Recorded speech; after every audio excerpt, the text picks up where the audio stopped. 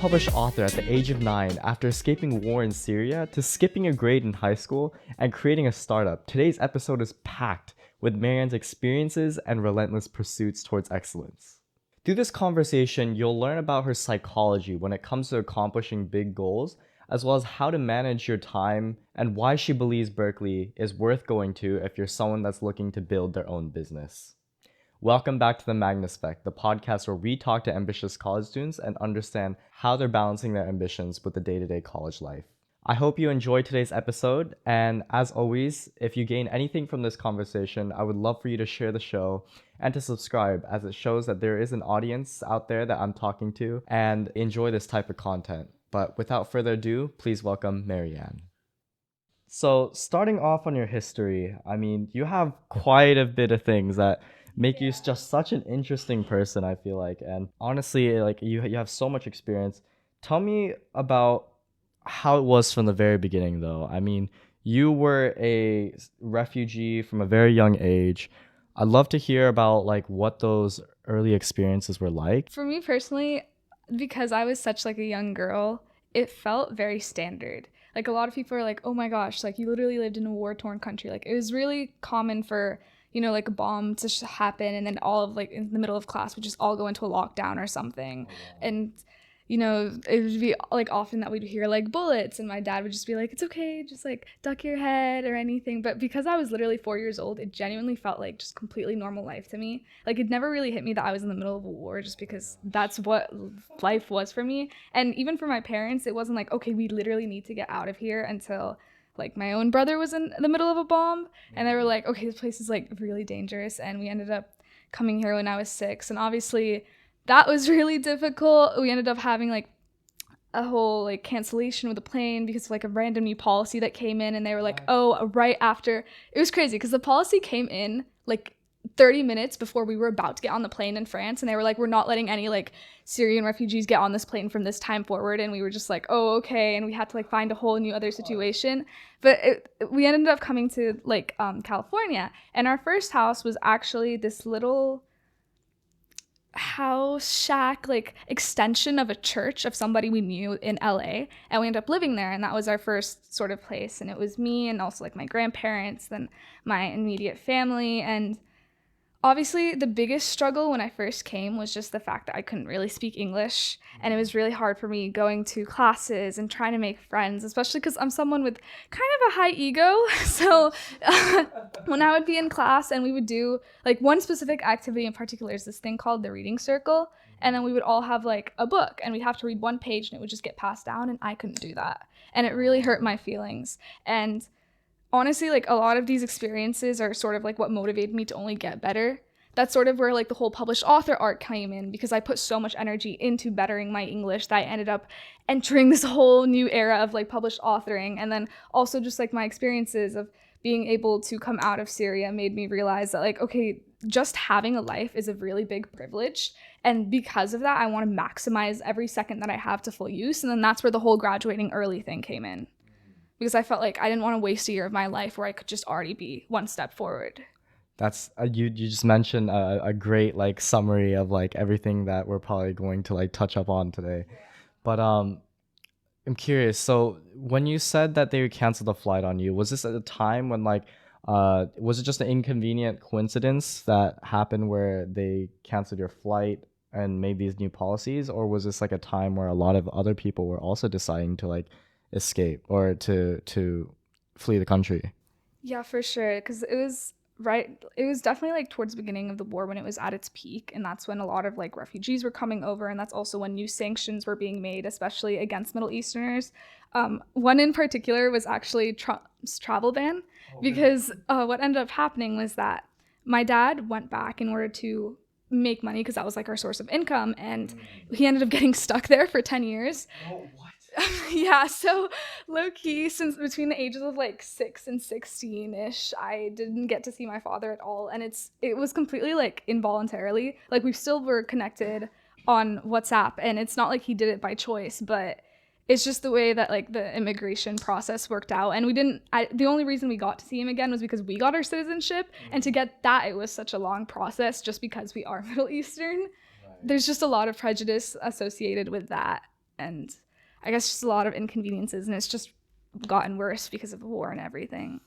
You brought up a little bit about how you kind of like started to appreciate life a lot more given the background of like being in Syria. But you also said that you don't really remember much of it, or you were more accustomed to life. How do you kind of reflect back on that time now? Like, it was such a young age, but you clearly have like distinct memories of the time for you to be able to like really drive you. So I think the best way to summarize it is called like survivor's guilt, which is in the sense that like when I was living there, obviously it was normal to me because I was a kid. But you have to realize, like, as the war got more severe, like, for instance, my brother was in a bomb. There are a lot of kids who just don't get the same opportunities and privilege that I got because I was able to escape. Like, there's one particular piece of information that continues to mess with me, and that's the fact that not shortly after I left Syria, the school that I went to actually got bombed. And that like every single friend that I used to like stand next to and go to class with either died or essentially became like handicapped. And it was only shortly like after I left Syria. And so it's like a lot of pieces of information like that. Or we also know somebody who actually like committed suicide because he was like, there's no end for me in this country, that everything that's going on. It's like, wow, like I'm in America. Like, I have so much opportunity and privilege. Like, I'm literally a Berkeley student. I could do whatever I want with this. And I feel like there's just so much of that responsibility of that, hey, because I have life and I have the ability to do whatever I want with that life, I have to put my full force into it.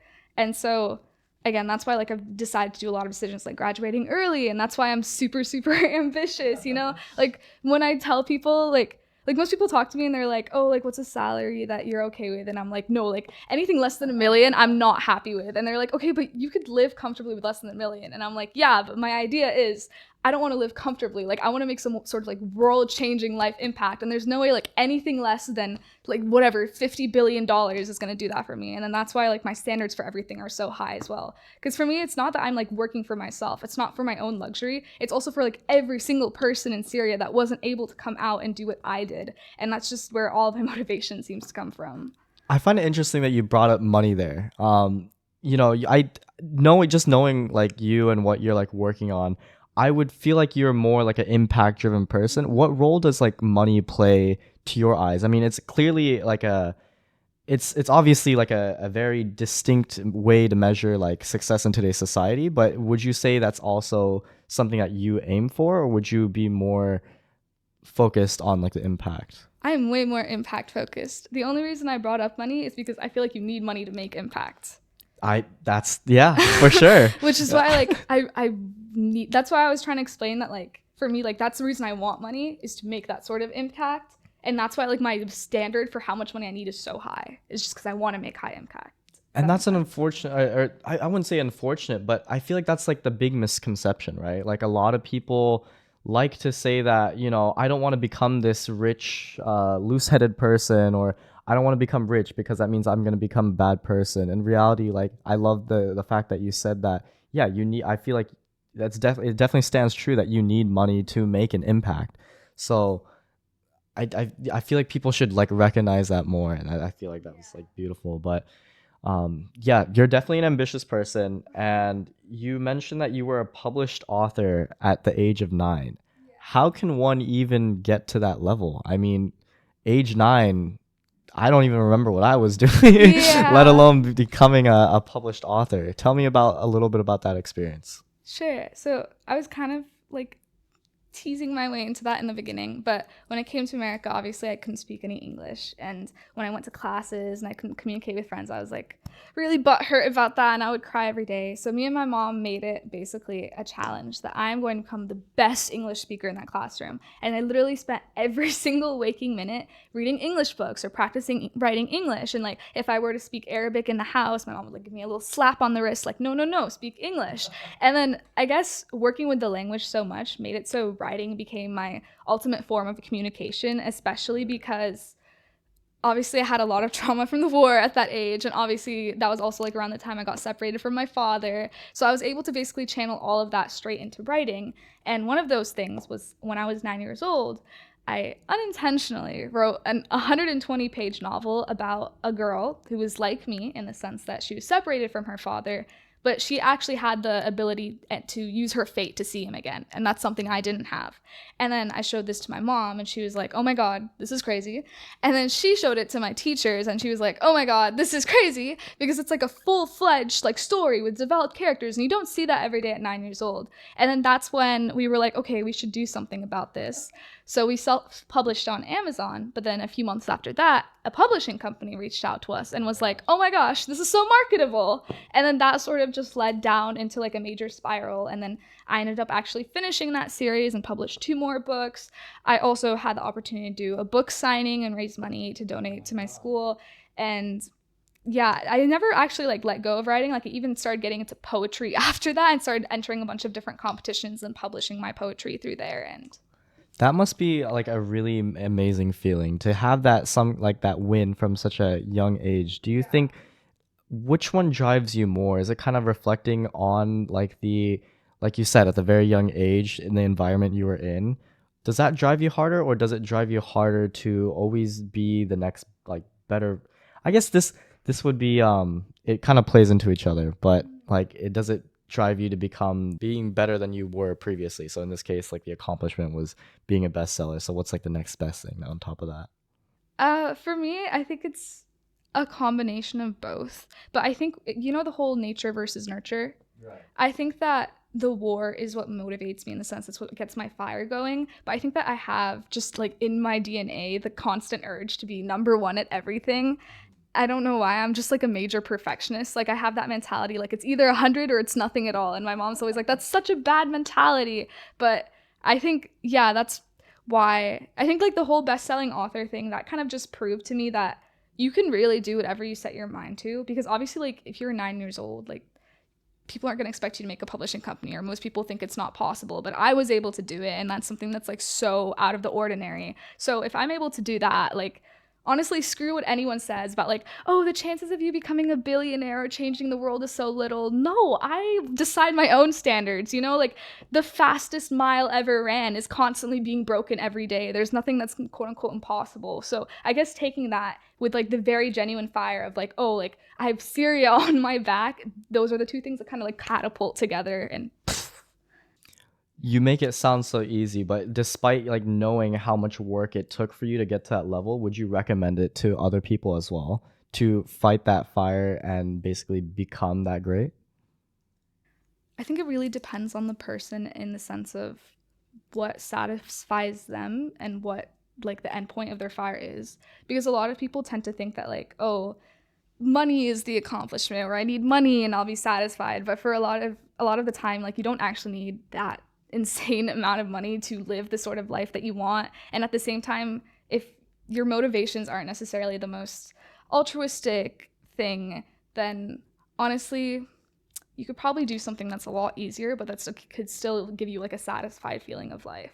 I think for me, because I just feel like literally I have to save the world because no one else is doing it, there's just a lot more pressure for me. But you mentioned like at the very beginning of like the book writing journey, you didn't intend it to be anything, right? So after it became something and you made the decision of whether you should write more or shouldn't write more, like what was going on your head then? Like what was I guess, what were you striving for? You know, like you touched upon it a little bit, but like it's about the satisfaction of each person, right? So what would have made you satisfied after that point? Well, I think for me, especially because I was just 9 years old, it's all about a passion thing. I kind of just kept writing in the way that it made me happy. And then once I felt like my happiness wasn't really being reached anymore, that's when I actually stopped writing the books. And that's when like the contract ended. And I think the same thing's going to apply, where if there's no passion in what you're doing and you're just doing it to do it, then like the quality of my books slowly started going down because I just wasn't putting as much attention into it. And the same thing's going to apply to them, which is why like I think it's all about like your own enjoyment and satisfaction and passion in the thing and following through to the like quote unquote result that you want. So what I love about like high achievers is that they usually have some kind of win that's similar to that, right? They're amazing at one thing, but without the other thing that they're really good at, it wouldn't be the same. So like Mr. Beast is really good at this like super niche like strategy game. I know another millionaire is like just super big into a niche card game. Like he's world class at it, which is really funny. And just recently, there's a high ranked ping pong player that's extremely good at like leak code. So in your case, I guess I where was I going with this point? I was trying to say like, is there another thing that you're trying to be world class at currently?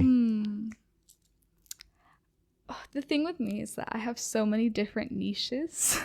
And because I'm in that mentality of like it's 100 or nothing, I genuinely think I could make each one of those niches someday become like a big thing. So like obviously writing is something that's always going to be close to my heart, and like I still want to pursue writing books. I just want to take it in like a different level than what I did when I was younger. And I also, like, for instance, am into singing, and I kind of see writing coming into that and potentially songwriting to be something that's fun. Like, I have a lot of different hobbies that I want to put attention to, and sure, like, a lot of people are like, oh, those are hobbies, those are separate from your career and what you might want to do in the future. I genuinely think if you put attention into even your little hobbies, those things might be the things that like take you far away, which is why I think like billionaires probably always have that sort of niche, because that kind of just proves, I think it's part of like the whole like billionaire mindset of like, if you have something, dedicate your time to it and your passion to it, because that's what's going to ensure greatness in everything you do regardless. So that's kind of like the same mentality I also take with a lot of my different hobbies. Right. And I think you because I definitely did mess up the wording of that question. I think you touched on it like perfectly. It was like you understand what it's like to have the focus and the drive in one thing. So that carries over into whatever that you want to accomplish, right? Yeah. So, yeah. Have you found that drive to be useful towards something right now? Like, are you working on anything right now that you've put all that same amount of passion into? I think for now, my biggest passion is probably my product. Your product. Tell me a little bit about your product. All right. So my product is basically like a food tech product. It's able to calculate the carbohydrates, proteins, calories, and fats in any dish at any time.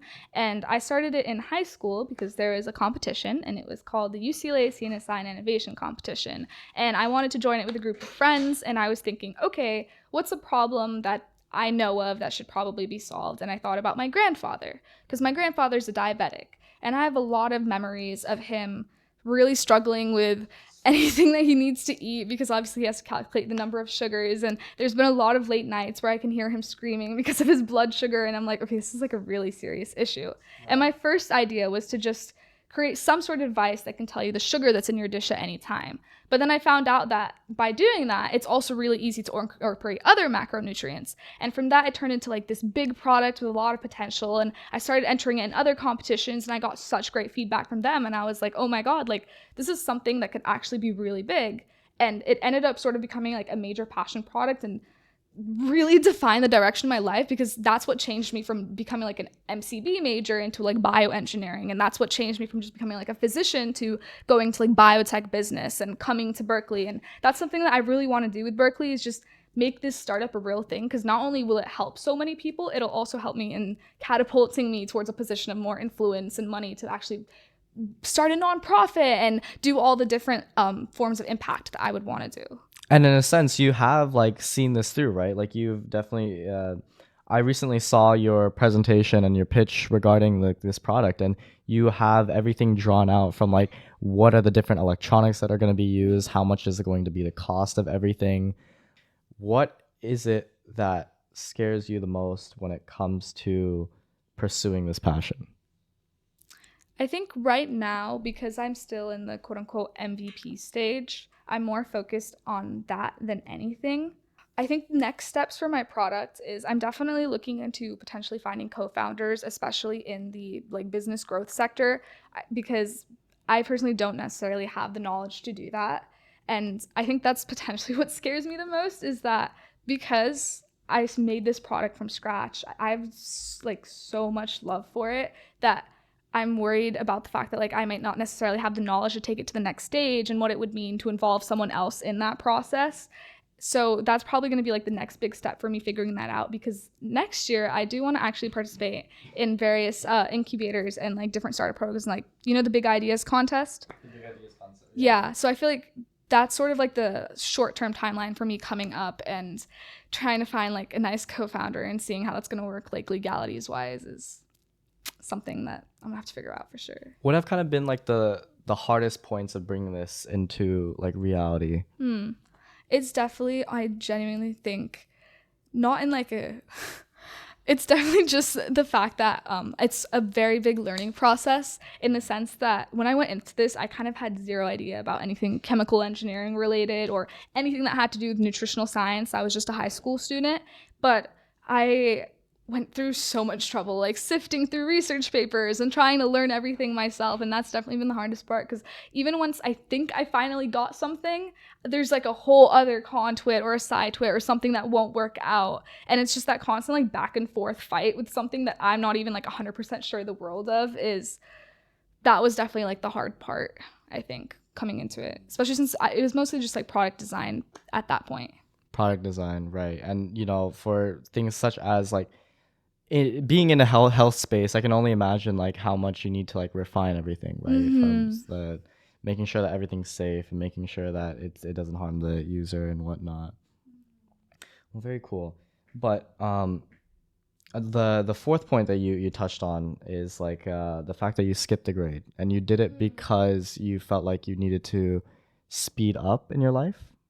Yeah. So the way senior year works in America is a little silly, in my opinion, because most people finish most of their credits by the time they're in senior year. So most of my friends usually only take like 3 to 4 classes instead of like a full year of curriculum. And not only that, but most people apply early to a school, find out where they're going by like December, and then just give up for the rest of their senior year. And I was like, okay, if I had the capacity to do all of that in my junior year and like still have the ability to go to an amazing school like Berkeley, why would I miss out on that chance? Especially because, I want to go really far with my product and do a lot of insane things that take time, and me cutting out like that portion of my senior year is not going to cause any like big damage. So I might as well do it, because the thing with me is I'm very like forward focused, and so whenever I make any decision, I'm always thinking, okay, what is like me in the next 5 years going to think about this? And that was something that played into graduating early. Like a lot of people are like, but you're gonna miss out on your senior year experience.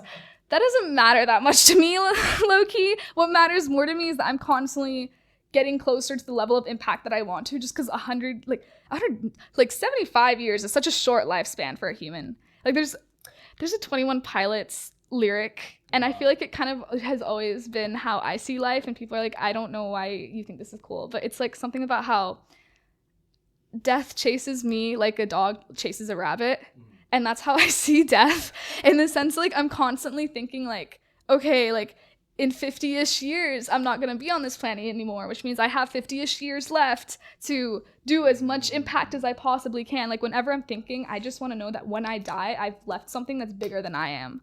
And that literally stems back to me being like 15 years old and like, I'm going to graduate early just so I can do that. And I did it. As someone who also came to college at the same age as you, as someone who also skipped a grade, I feel like there was a lot of challenges when it came to the perception of being someone so young.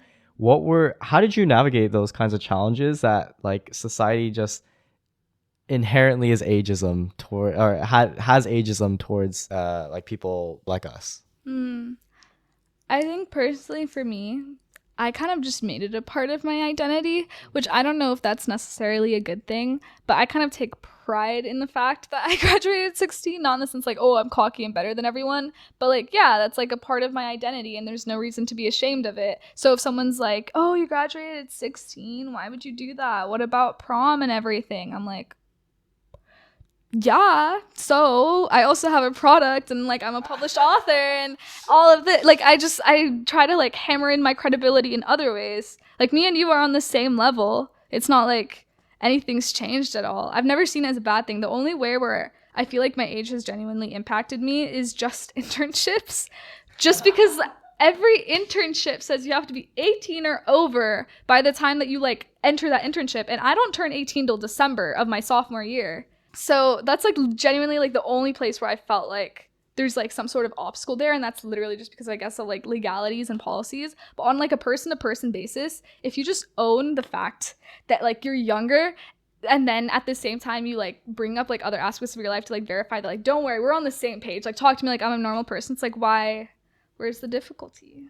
Yeah, no. And I've definitely like juggled with like those two options of like, do I make it something that I talk about actively, or do I just say it passively when like whenever they find out? And what I've generally found is people have a more appreciation for like how you got to the place you are if you're a younger person rather than like if you're an older person, you know, like it's a different outlook. It's like, oh yeah, yeah. So that's what I found was interesting.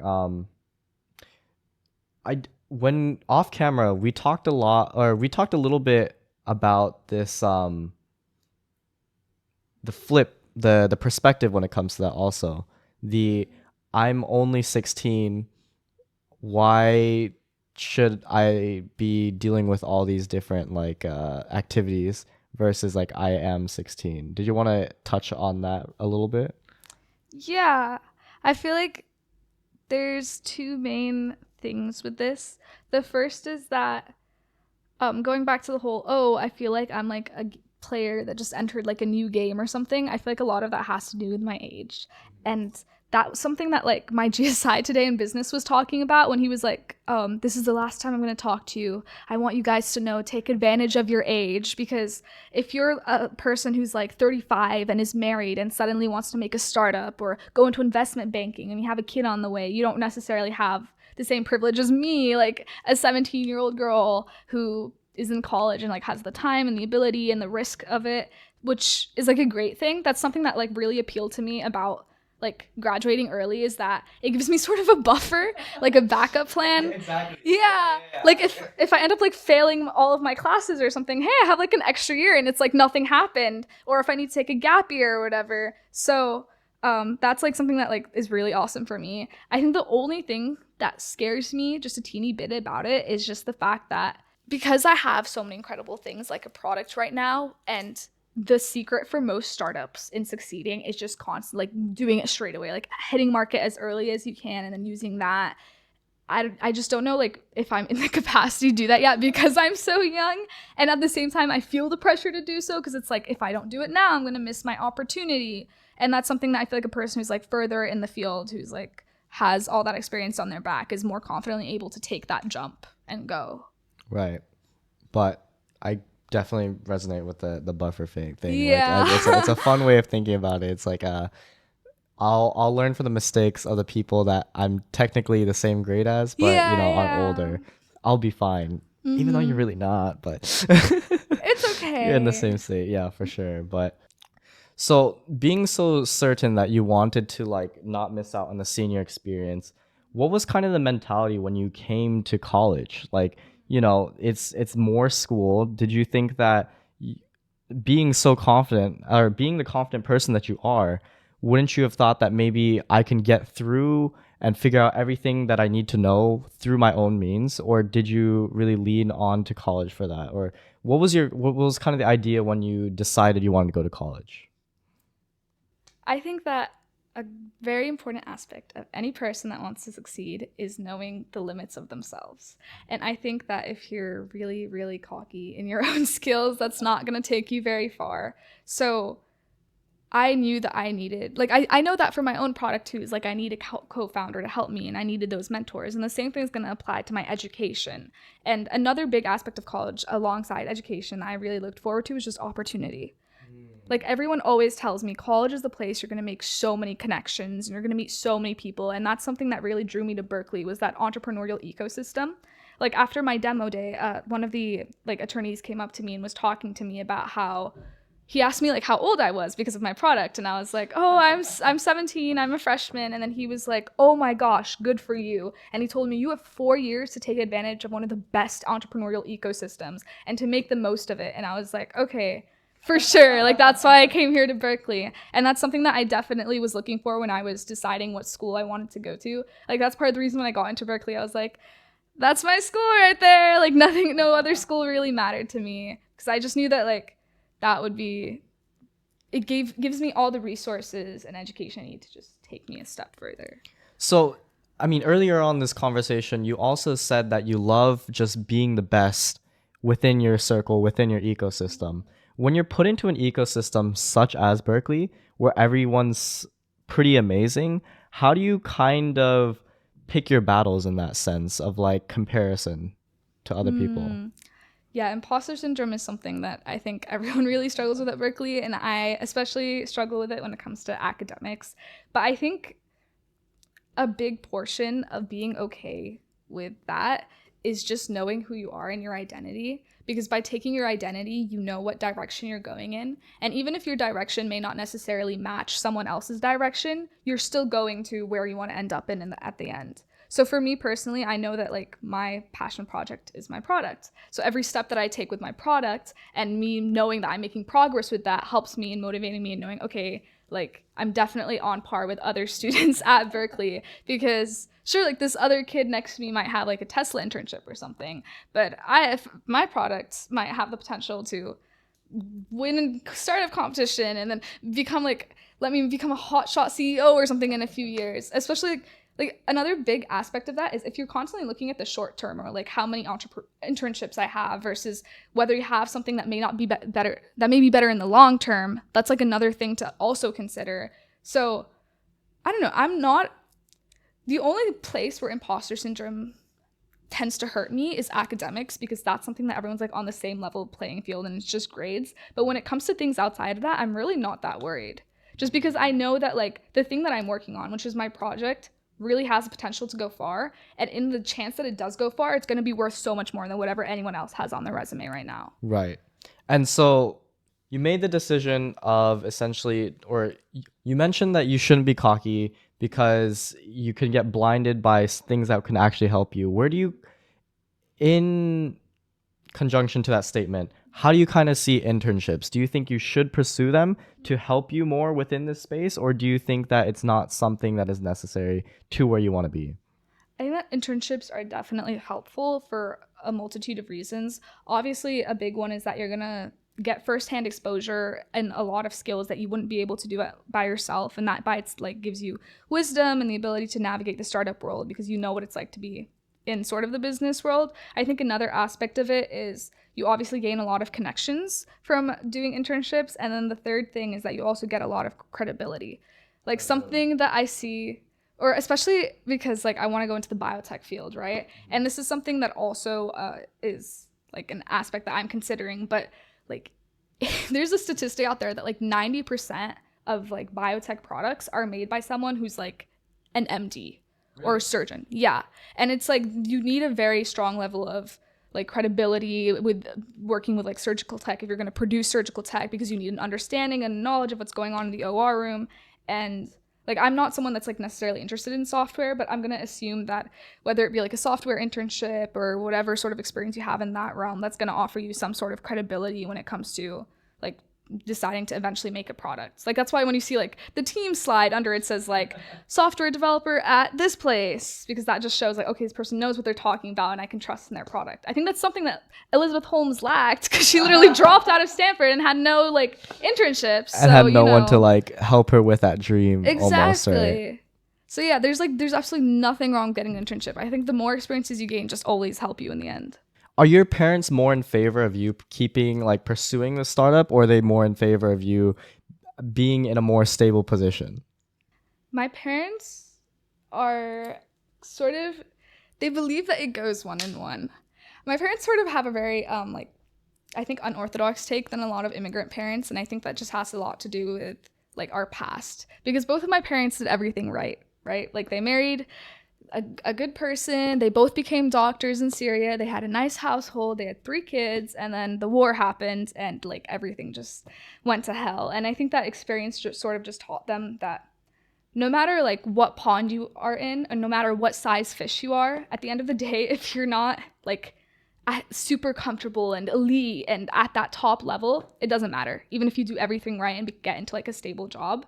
That's why like my parents, whenever they talk to me and my siblings, they never say, we want you to just get like a stable job. Like obviously that's nice, but what they tell us is like follow your passion and just go to like number 1 with that, because that's going to be worth more than anything else. And that's something that they talk to me. Like when my dad came up to me and was like, when I think of you, I think you're going to be the next not to say like Elon Musk, because he's kind of like a bad person, but like the Elon Musk of biotech, you know? Like they don't want me to be like become a physician and then become like a stable like 9 to 5 job. They definitely want me to like get to the next level, but they also think that having that base of being a physician not only like gives you the credibility that I mentioned earlier, just because I want to go in the biotech field, it also just like opens up so many opportunities to like surgical tech and other things that are specifically physician related. And it also just guarantees, okay, if the startup thing were to go to a little bit of uncertainty, at least you'll always have like a physician job, which is why they're for both.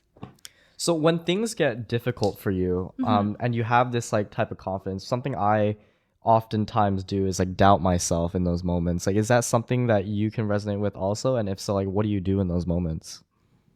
I definitely doubt myself a lot, but I try my hardest to like get back up immediately, in the sense that like, as much as I'm gonna sit there and cry, it's not really gonna do much or help me. So I like, the first thing I think about when I like leave a test and I'm like, oh, I failed it, I'm not focused on like, oh, I failed it. I'm like, okay, what's the probability of my grade gonna look like now? What are some other opportunities I can use? Like, what score can I get on my next test? How much harder should I work for my next test? And granted, like, while I'm thinking that, I'm like crying, but at least I'm being productive while crying, you know? So it's all good. That's a funny way of thinking about it. Yeah, as long as you're like constantly forward focused, I think it just makes you feel better and realize the situation isn't that bad, and it'll just focus on what's next and it'll happen. So you're going on to sophomore year now, right? Yeah. So you've definitely had a small sample of like what your academic workload might be on campus, and with all these different things that are going on in your life and all the passions that you're pursuing, I'm curious, how do you balance everything? Yeah, that's something that I've definitely had to figure out throughout this year, just because I am like pre-med, pre-business, and bioengineering. But I feel like I've definitely started to figure it out, like especially today. Like today was one of my busiest days. I have had like back-to-back classes from 11 to 6 p.m. And then I came here for the podcast, and like a few months ago, I probably would have like called my mom and been like, I'm so stressed out, everything's happening. Especially because like I'm kind of a person who really enjoys to just like lay back and like watch Netflix while eating something. Right. And when I don't usually get that experience, I tend to freak out. But I think I've like nailed it down to the T, and that's that I love to-do lists. And when I mean to-do lists, I mean like every single thing you're gonna do in that day, like to the like point of like just brushing your teeth or washing your face. I put that like on a list of my entire day, and then every time I do something, I just cross it off. And when I also do that, I give myself a lot of leeway for the time. Like, even though technically I could say that I could finish my math homework in 30 minutes, I'm gonna give myself like an hour to an hour and a half for that instead, because then I can like take my time with it, and like it doesn't feel like I'm like constantly working, and maybe I could watch something while doing my math homework, so I can sort of incorporate that into my schedule, but at the same time, hey, I finished everything on my to-do list that I needed to finish today, so I come out of the day feeling productive. So I think this whole to-do list system works great. No, and it definitely builds your confidence more, right? Like most people, like I heard that's a great strategy for people who need to like who have a big insecurity, like start believing yourself by giving yourself like I think it's like 3 tasks every day that you can make sure that you can do, and just keep doing that and eventually grow it to 5, grow it to 10, so grow it to 15. So I love the part that you said that you have a to-do list. Yeah. But how about like on-campus involvements? I just talked to someone super obsessed with his company and what he does. He teaches a lot of people, but as a result of being so good at doing that, he doesn't really have time to really enjoy like student organization life here on campus. Is that a case for you as well, or do you think that you're able to incorporate that still given your heavy workload? I think that if a person were to join a student organization, it's probably going to be something they're interested in. Like for me, E@B aligns perfectly with my product, and that's like something that I can involve myself in and dedicate my time to, and at the same time it's for my product, so at the same time it's like everything sort of overlines and works well. And the same thing applies with like I'm also part of like a research group, and there I'm sort of like bettering like research. So all the student organizations I am a part of are things that I think genuinely help me and that I'm passionate about. So for me, I don't really consider them something that's separate from like my normal career or my academics. Like to me, they just sort of pile in together. So I don't really think like I've felt that issue, but that might be different for someone who like joins a club because they want to do like pre-host or something, you know? So something that I get asked a lot from like incoming freshmen is like, is Berkeley a great ecosystem for like entrepreneurship? Would you say it is, as someone that's hustling a lot? For sure. Like the amount of opportunities at this campus are so much that it freaks me out sometimes because I don't know where to get started. But literally, if you want to become an entrepreneur, I genuinely think Berkeley's like one of the best places to do that, because like that's something that drew me to it. Is it's like the perfect intersection of like location because of Silicon Valley, but also price because it's like a public school and like I'm in state, and also like the connections and people you're gonna meet here. Like that's one of the things that I love about Berkeley, is that every single person I met here is so ambitious and so talented. And these are the people that are going to be your co-founders and your connections. And I feel like there's genuinely no other college that I think you can meet this caliber of people. Like I don't even think Stanford can meet this caliber of people, which is why like another reason why I think like Berkeley's so amazing to come to. Mm-hmm. So which as for someone who might be a college student who's trying to still figure out like where specifically they should get started, how would you give them like actionable steps?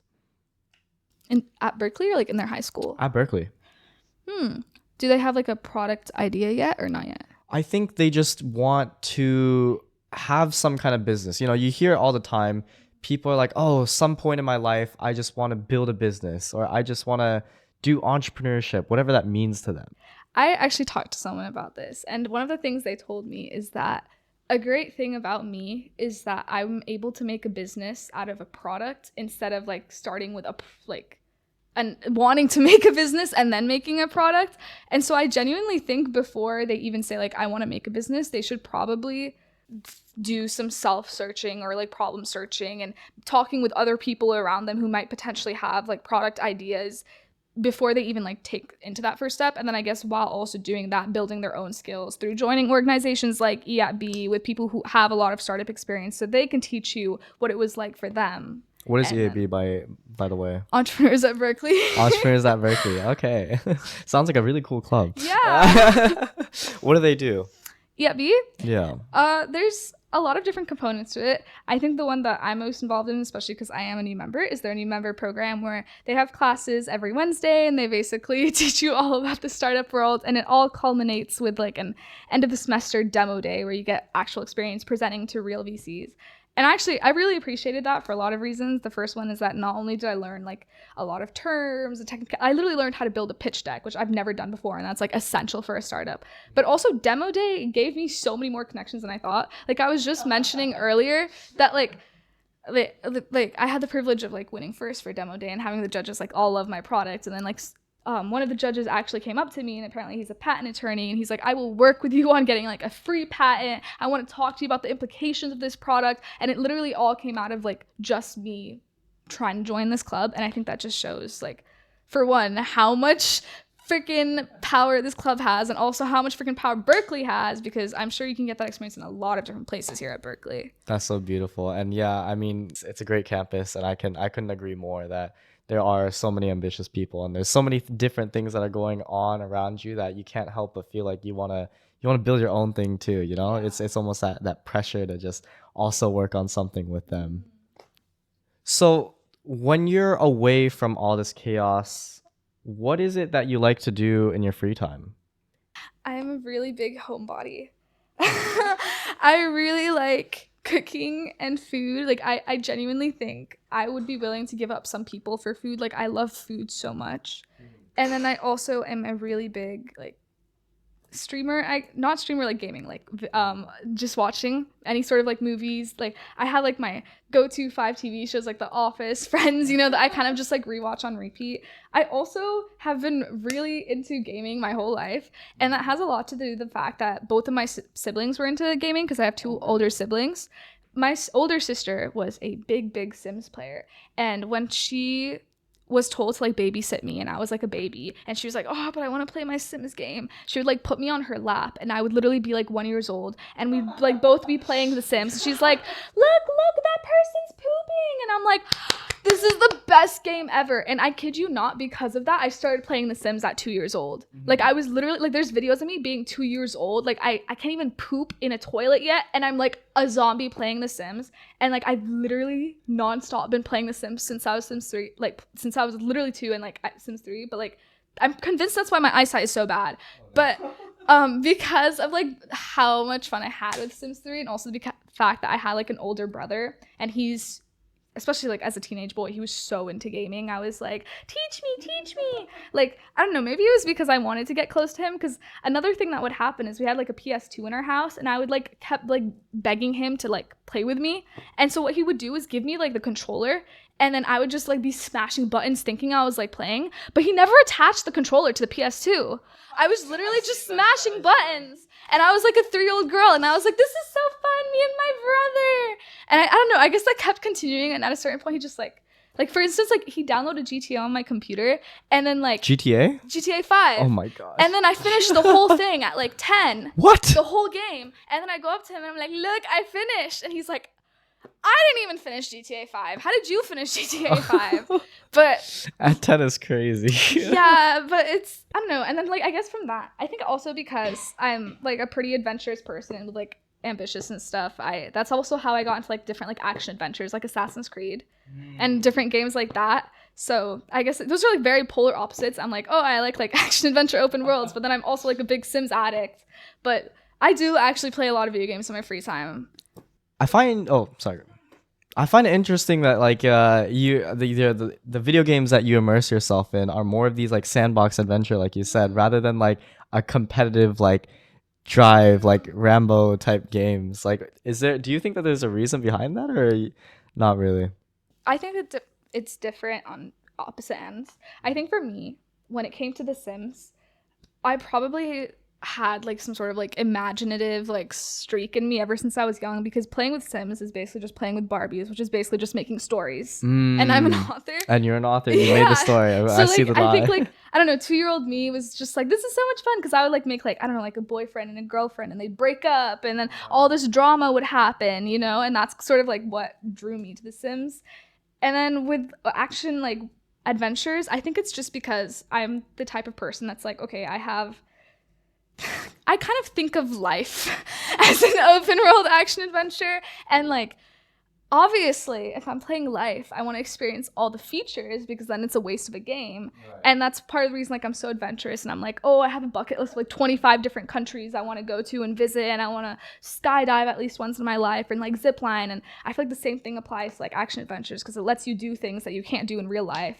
Like in Assassin's Creed, you can literally, like, pirate ship fight and, like, jump off, like, 100-foot, like, cliffs, and that's so cool, and it makes, like, a cool sound effect when you do it too. So I'm like, ooh, that's a game I can get on. Do you ever think that there's, like, a controller just controlling you sometimes? Do you ever feel like you're the Sim? Yeah. In life? Yeah, sometimes I get, like, a little upset at that person, because, like I no, but, like sometimes I, like, wake up really late, and I'm like, you could have just made me wake up, like, 2 hours earlier. Like, I don't know why you're doing this to me. But I don't know, I think I'm honestly really satisfied with, like, my position in life, which is something that, like, I don't know, like, a lot of people can agree on. But I think for me, I'm, like, in the perfect prime position. Like, you know how in a video game you get, like, a backstory lore of a character, and then you finally get to play open world for the first time? Right. That's the position I feel like I'm in right now. Really? Like, I feel like everything up until me graduating early was just, like, my backstory lore, what makes me me. And now I have this whole world to just sort of do whatever I want. And I'm going to go and I'm going to hit every feature, and I'm going to conquer the world and become, like, the next big person, which is why, like, I'm low-key very happy with, like, what place I'm at right now in my life. I love that so much. But I wonder if that takes away from, like, the joy of pushing for something, you know, like you said, all the time. Always, like, having that feeling of, I want to reach this point. Not really. Because I think, well, this is so generic. The whole, like, it's not about the end point, it's about the journey. But it's very much, it's both for me, in the sense that I really enjoy the journey to get there, but I'm doing it for the end point. Like, for me, I guess it's like in a video game. Like, if a video game was just always about, like, getting this, like, objective or something, then it's going to be a really boring game. It's about like all the like fighting zombies or whatever that's like in the middle of getting there. So I think that's like something for me as well, where all the hard work that I'm doing to quote unquote hit all the objectives of this game that is life is just fun to do so as well. I can definitely see that. Yeah. So fun. Well, you dropped a lot of great nuggets that I hope a lot of people can learn from. But I think now we're gonna move into our closing part of the podcast. So we have a closing tradition on this podcast where the last guest asks the next guest a question without knowing who it is. And the question that's been left for you is, if you are someone that is bad at responding to messages, how do you think you would get better? Or if you're good at texting, then what do you do when you don't want to respond to someone? Well, I think this question's great because I'm kind of on both ends of the question. Yay, we got two answers here. Because, okay, the thing with me is that there are certain people that I reply to like instantly. Like my friends probably think I'm chronically online because they will like text me something and it's like boom, instant answer. But then at the same time, I'm also really scared of some replies. Like this is a bad habit I have, but if I send like a scary email to my professor, I usually give myself like 5 days Oh my God. before I check their response because I'm just so scared of what's gonna come up. And sometimes I'm like so terrified to the point that I'll like close my eyes and then take like a WhatsApp video, like a one-time video, and I'll send it to my friends and I'll be like, what does it say? Is it good news? Or I'll make like my roommate check my exam score before I even check it. And I literally don't know why, because I end up like just pestering them about it to find the answer. But I guess how to get better at texting quickly. I think a good secret is to just like, if you see the notification that someone texted you or something, don't click on it, just leave it. Because every time you check your notifications, it's still gonna be there. And then also, like, if you're someone who's like into to-do lists, you can obviously like add into your to-do list, like make sure like text your professor, tell someone this. And then I guess, yeah. And then what was the other question again? It was like, well, what do you, or if you're bad at it, like, how do you get better? And then if you're good at it, what do you do when you don't want to respond to someone? It depends on like the phrasing of their question. Like if it's like a time dependent question, I just wait till the time's over and then I'm like, oh my gosh, I'm so sorry, my phone was on do not disturb or something like that. I mean, not to like say it in a bad way, but just like make an excuse. Of course. I think we're all guilty of it, to be honest with you. Yeah. It's not anything like... Or you can do what I do, which is uninstall Instagram for 5 months and then blame that on why you don't get any like replies. Maybe that's the secret, guys. Just get off social media and maybe you can find that passion to build that business. Another one. So I do this way too often, but I also do this thing where I never reply to texts from numbers that I don't know or phone calls from numbers that I don't know. So if someone's like, hey, like, we should like link up sometime, give me your number. And I'm like, okay, so then I'll give them my number. But then if they text me, I don't know their number and I'll just leave them in the blue and then we'll never talk again. I will reply if I like you though. So continuing on our tradition, what would be a question you'd want to ask the next guest? Well, I guess if we're gonna make it somewhat correlated to the podcast today, if you were a video game character, what sort of video game would you be in, and what are the various skills that your character would have?